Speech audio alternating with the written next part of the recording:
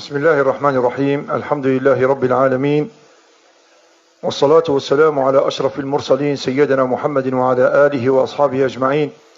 ورضي الله تعالى عن شيخنا ومدنا أبي العباس سيدنا أحمد بن محمد التجاني رضي الله تعالى عنه وعن سائر خلفائه ومقدميه وأتباعه وأحبائه إلى يوم الدين.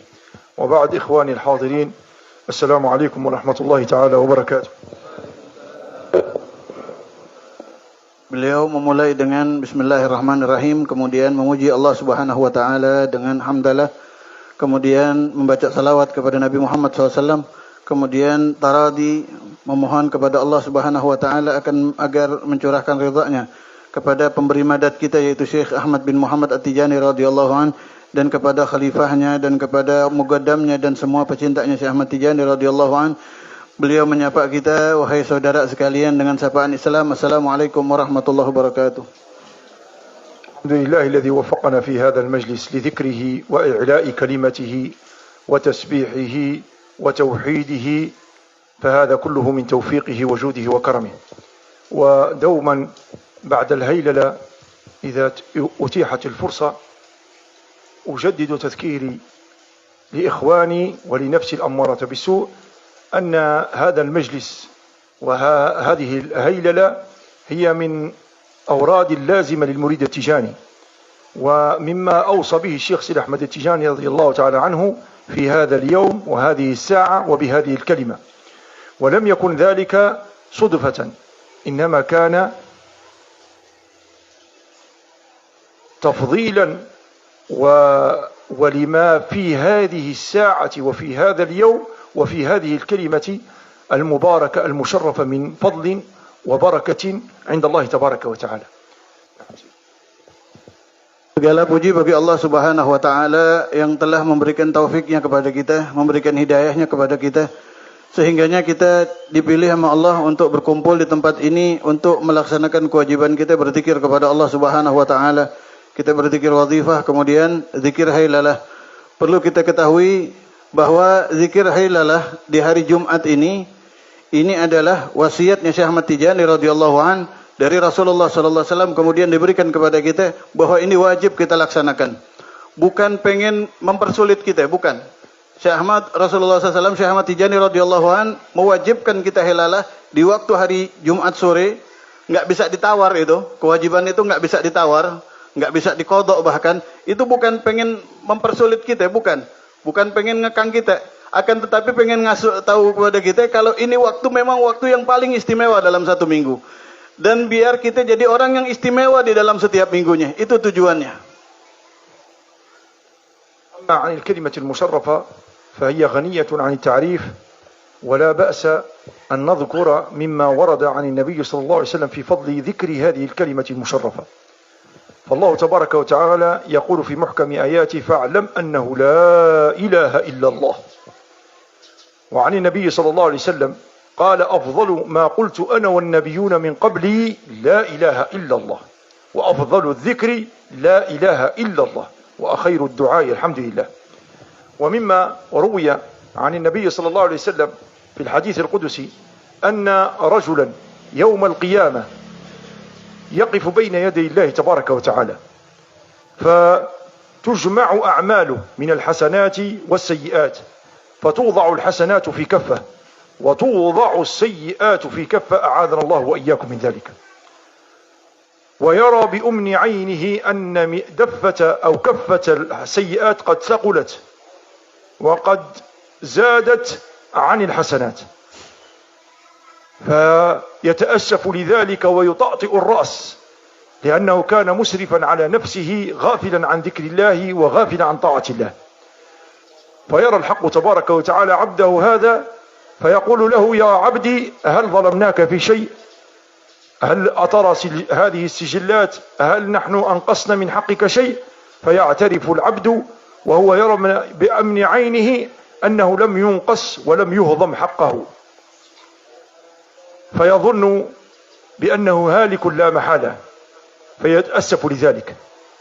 وحينما يتيقن أن الحق سبحانه وتعالى أنصفه وأنه لم ينقص أو لم ينقص من حقه، فإذا بالحق تبارك وتعالى يقول للعبد يا عبدي ولكن لك عندنا بطاقة، فيخرج الحق تبارك وتعالى تلك البطاقة فينظر فيها العبد فيقول يا ربي وما تفعل هذه البطاقة بهذه السجلات؟ ولكن الحق تبارك وتعالى يعلم أنها هذه البطاقة عظيمة فيضعها في كفة الحسنات، وما إن يضعها الحق تبارك وتعالى في كفة الحسنات فإذا بالسجلات السيئات تتطاير كما يتطاير الريش.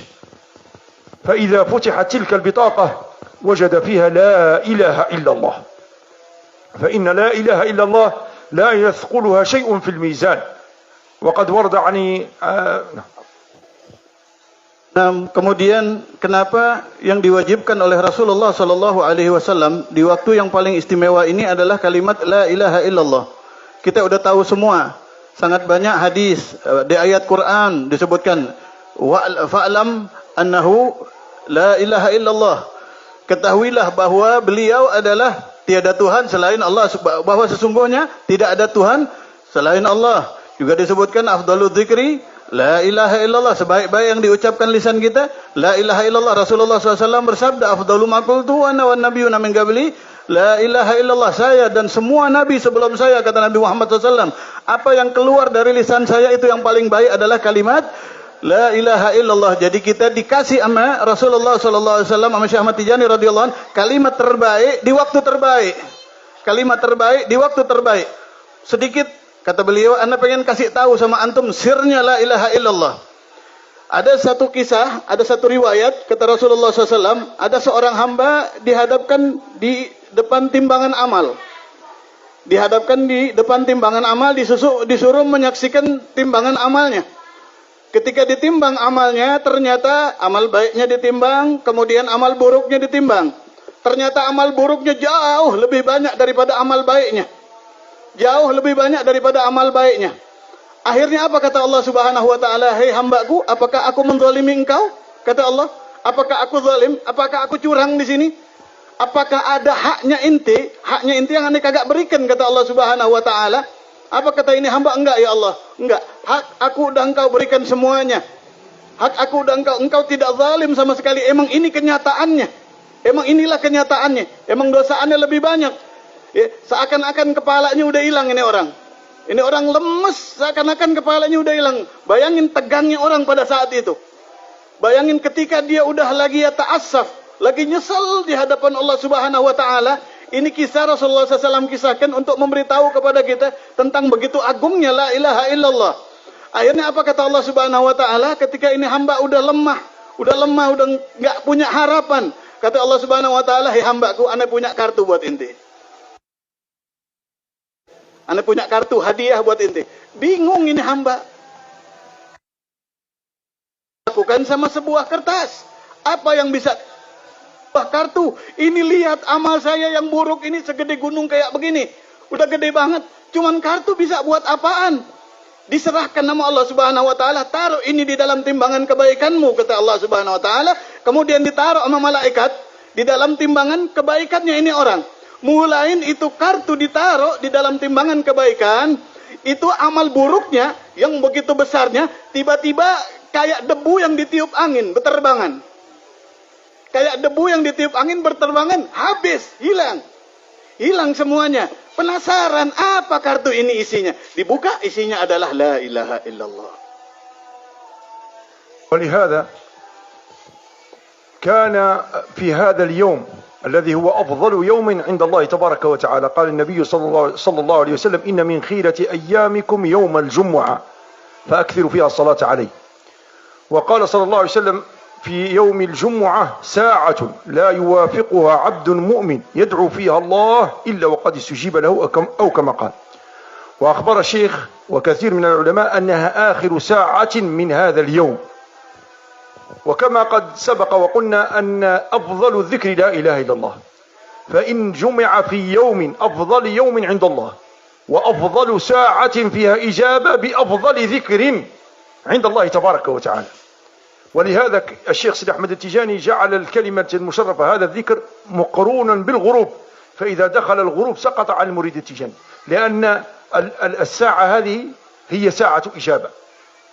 وكذلك من فوائد ذكر الهيللة جماعة وخاصة في يوم الجمعة وهذه الساعة أنها تدون لك في الصحيفة، فتختم بها أعمال الأسبوع هذا الماضي وتفتتح بها أسبوعا قادم. فإذا جاء الجمعة القادمة ختمت أعمالك بالأسبوع الماضي وفتحت أعمالك بأسبوع جديد.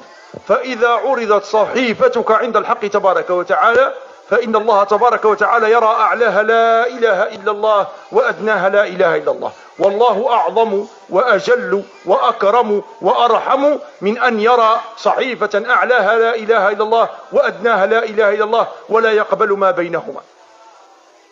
فإن الله يقبل بذلك الأعمال من صلاة وصدقة وقول حق وذكر وعبادة.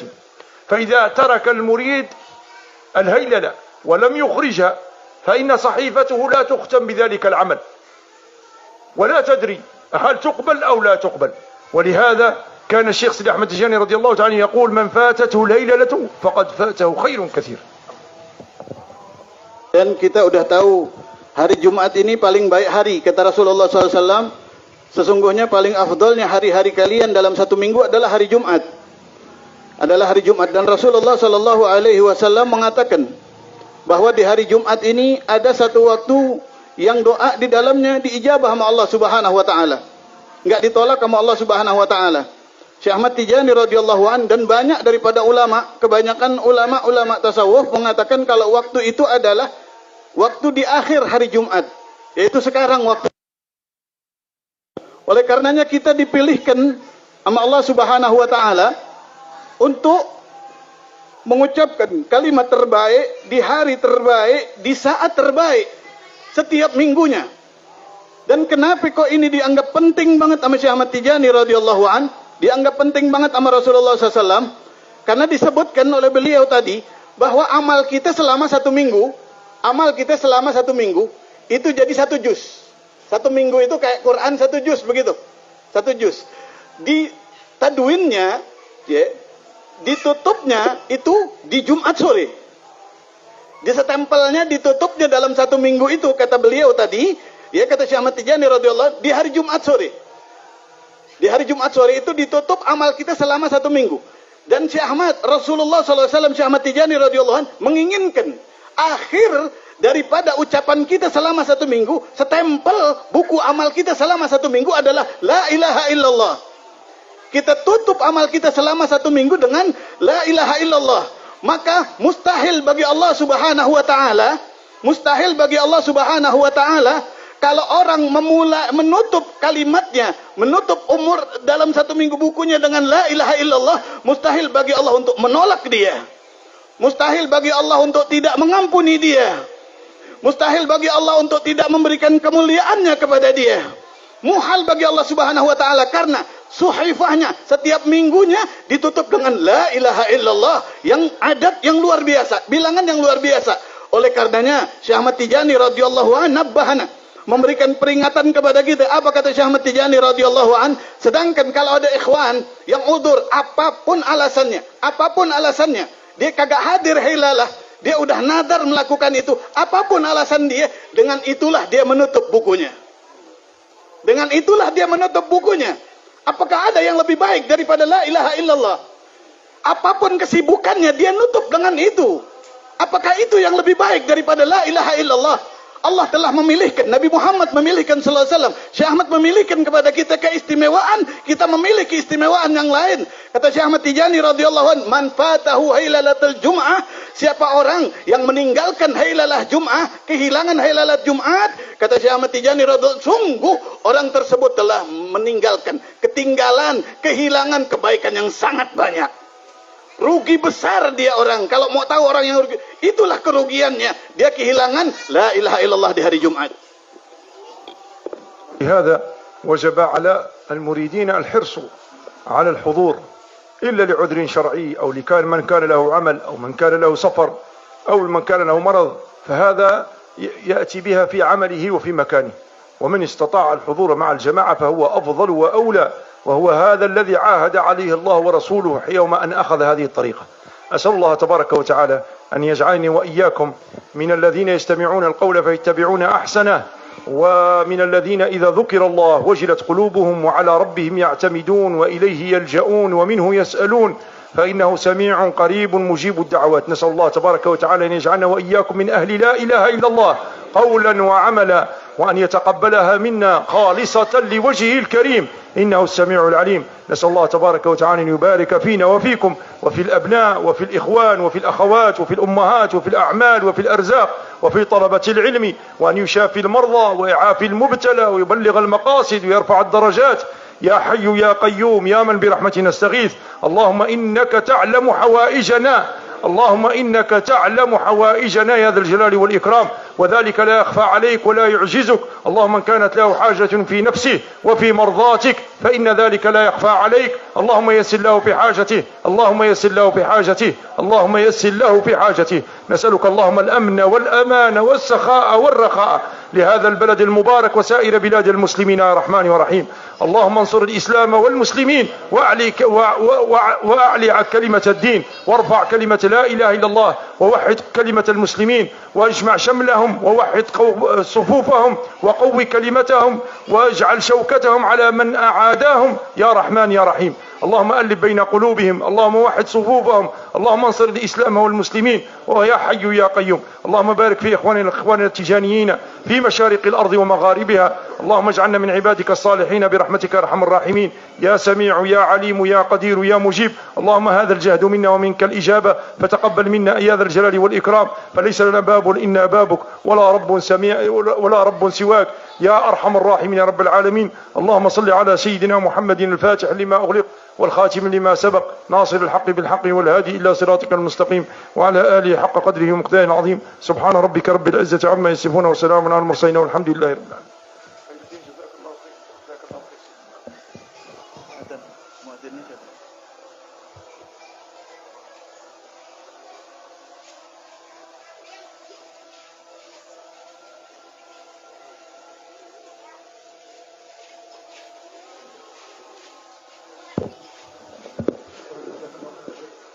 الله أكبر الله أكبر الله أكبر الله أكبر. أشهد أن لا إله إلا الله، أشهد أن لا إله إلا الله،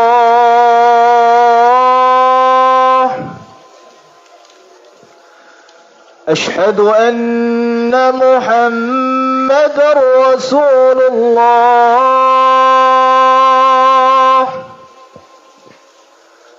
أشهد أن محمدًا رسول الله. حي على الصلاة، حي على الصلاة،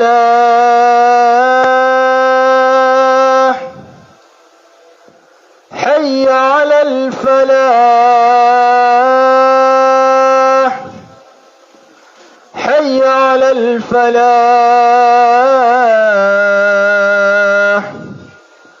الله أكبر الله أكبر، لا إله إلا الله.